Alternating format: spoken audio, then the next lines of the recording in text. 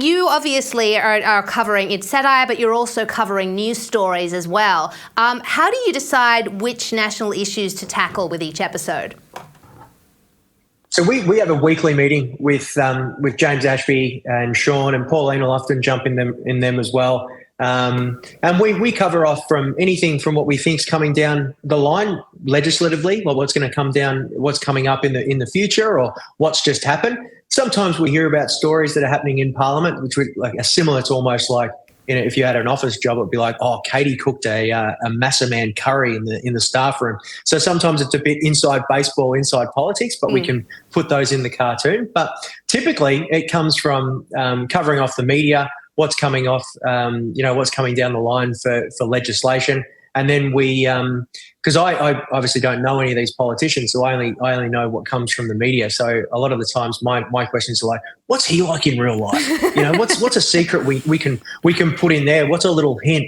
And oftentimes I'm pretty sure they watch it and they go, how did they know that? And it might not even be publicly known, but at least we're just letting them know, giving them a little tickle, just like, we know. We know what goes on. Oh my God, I love it. I absolutely love it. And look, before we go, what's the ultimate goal of the Please Explain series? I mean, in my introduction, I talk about what I love what you're doing because it's conservatives creating culture, which the left has such a monopoly on.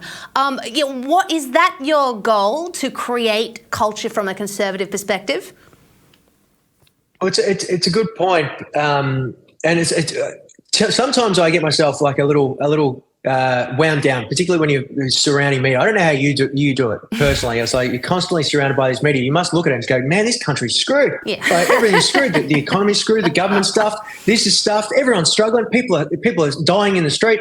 It must be tough. And I do get into that headspace where I'm like, geez, the world's it's all screwed. It's all stuffed. And then what this series has allowed me to do is go, well, where's the silly side of it? And where's the funny side of it? How can we make fun of it? And how can that also be educational, and how can that break through?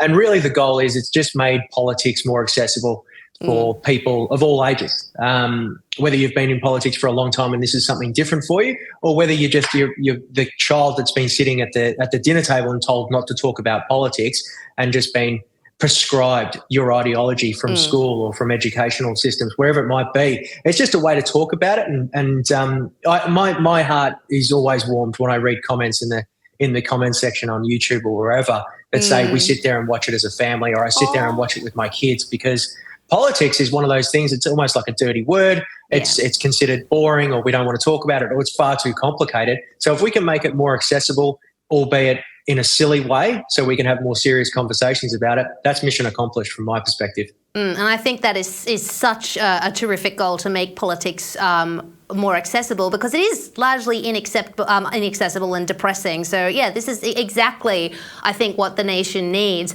Now, Mark, tell everyone, we've been talking about this wonderful series, where can they watch it?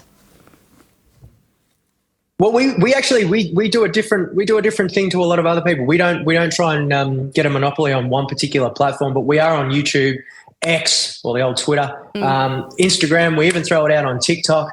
We don't try and get all the views in one spot, because the episodes are sort of range between sort of 500,000 to 800,000 a week, but not all on just one platform. So yeah, YouTube, X, Instagram, wherever it is. Pauline Hanson's Please Explain. Go and check it out. And I understand that the One Nation, if you really want to support the series, the One Nation merch store helps to support it, doesn't it? It does, and that was that's been a key for us in this season 2 as well. James, when he called me up and said, "Do you want to do a season 2?